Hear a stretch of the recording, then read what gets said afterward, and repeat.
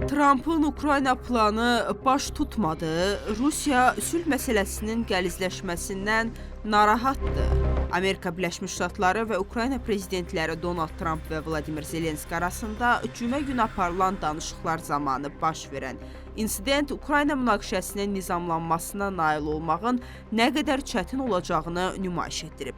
Report Rusiya mətbuatına istinadən xəbər verir ki, bunu ölkə prezidentinin mətbuat katibi Dmitri Peskov deyib.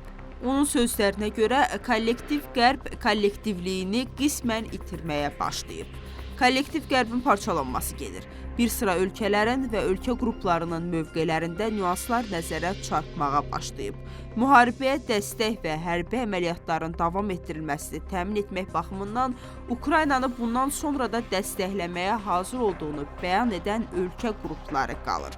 Eyni zamanda Peskov vurğulayıb ki, gündəlikdə hansısa koordinasiya edilmiş, müfəssəl sülh planının olduğunu söyləmək hələ tezdir.